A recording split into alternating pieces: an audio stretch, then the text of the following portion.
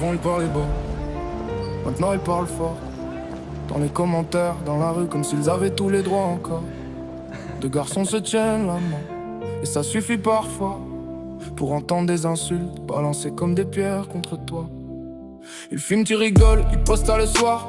Des milliers de personnes regardent et certains trouvent ça normal. Comme si notre existence était devenue un débat.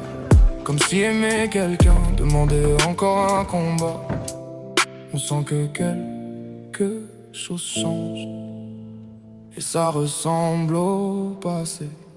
Ils n'ont même plus honte de dire qu'ils nous détestent. Les réseaux leur donnent une scène et la haine devient presque honnête.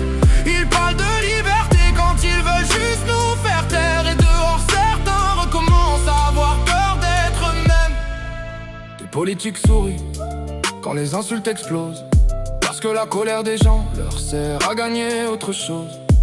Ils inventent des ennemis pour rassembler la foule, et certains deviennent violents juste pour se sentir dans le groupe. Des adolescents regardent ça, seuls dans leur chambre le soir, en comprenant doucement que le monde peut les haïr. Avant même un premier amour, avant même un premier baiser, juste parce qu'ils existent dans le mauvais regard de quelqu'un. Et tout le monde regarde comme si ce n'était rien.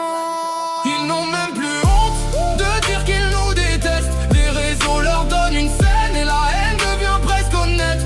Ils parlent de liberté quand ils veulent juste nous faire taire. Et dehors certains recommencent à avoir peur d'être eux-mêmes.